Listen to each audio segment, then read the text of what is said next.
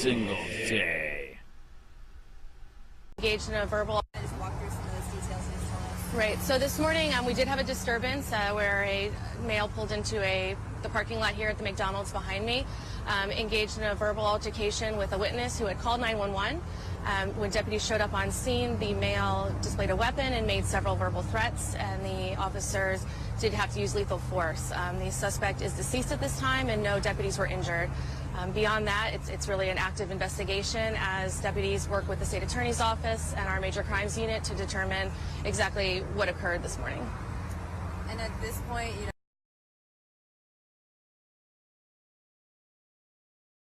deputies shoot, kill man who aimed rifle at them in Charlotte County. Deputies said it happened Monday morning at the McDonald's located at 4695 Tamiami Trail. A 72-year-old man is dead after being shot by deputies in Charlotte Harbor in Charlotte County on Monday morning. Deputies said the man, identified as George Smith of Arcadia, pulled into the McDonald's at 4695 Tamiami Trail and got into argument with someone in the parking lot. A woman was with him, appeared to know about his mental state, and was trying to calm him down before law enforcement was called. When deputies arrived at the restaurant, they said Smith had rifle, made threats to them, and even aimed it at them. Deputies first tried non-lethal measures against the man by shooting him with beanbags, however when that didn't work, they shot him.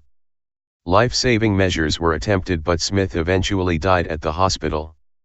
2 deputies involved have been placed on administrative leave pending an ongoing investigation.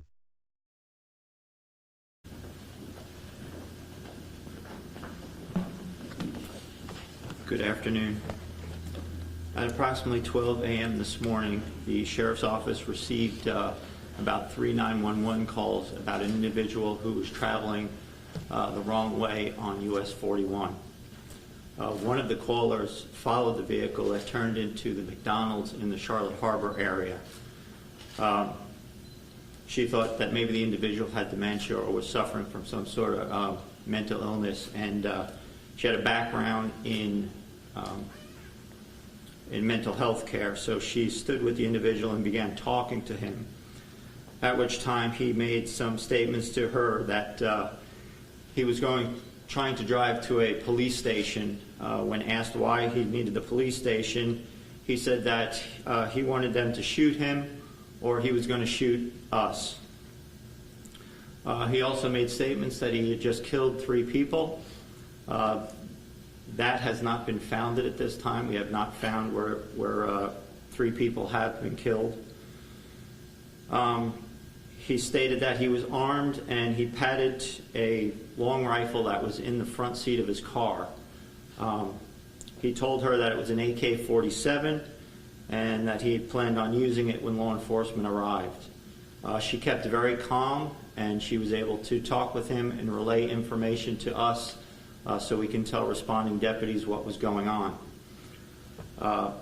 As the deputies arrived on scene, he told the lady that she might want to leave now because he didn't want to see her get hurt, and at which time he removed the rifle from the front seat of his car. A deputy began giving him commands, verbal commands, to put down the rifle. Another team of deputies was able to set up with a shield and a less lethal shotgun with beanbag rounds. They got close enough where they felt that they may be able to deploy 3 beanbag rounds. We know it looks like at least 2 of the beanbag rounds had struck him, but it did not incapacitate him. At that time, he began to raise the rifle toward their direction and slide the bolt. Another deputy from another angle saw this, and he fired his weapon 4 times, striking and killing. The deceased was identified as 72-year-old white male George Smith out of Arcadia. We cannot find where we have had any contact with this individual here in Charlotte County. We don't know what his motives exactly were, other than it was looking that he wanted to get into a firefight with law enforcement. The investigation is still ongoing at this time. The Major Crimes Unit is working along with the State's Attorney's Office, who we contacted immediately and responded to the scene to assist in the investigation. There were approximately 10 deputies who responded to the scene at the time of the incident. This was close to shift change, so there was many deputies, luckily, that were in the area. It took them about 2 minutes to get on scene, and everything happened very quickly from that point on.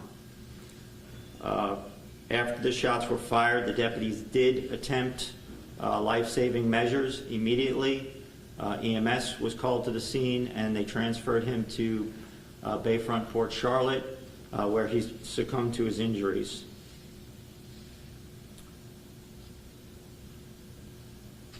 As I stated, the investigation is still ongoing. The two deputies, the one who fired the less lethal and the one who fired the lethal shots, will be put on administrative leave per our protocol pending the outcome of the investigation. They are doing well, and we are not going to release their names at this time. We're going to make sure not only their physical well-being is okay, but their mental well-being is okay before their names are plastered all over the news. So with that, as soon as we have more information, Katie will release it. I believe she has a press release for you along with Mr. Smith's photo, and I believe we're going to be releasing the 911 call as well. So with that, thank you very much.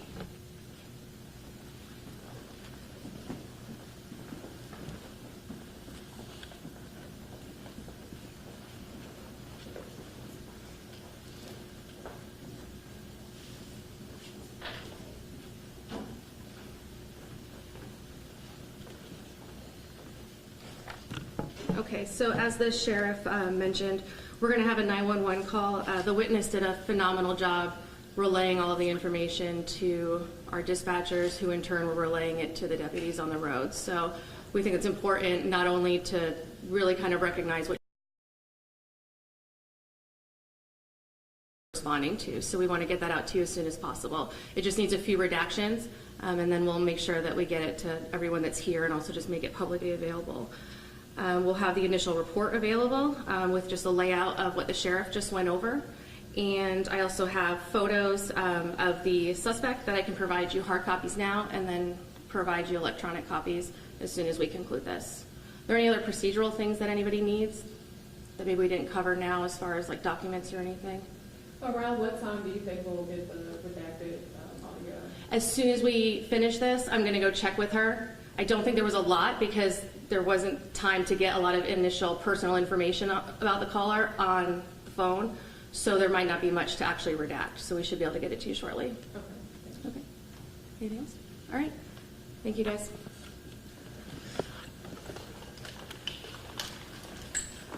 I just wanted to be able to.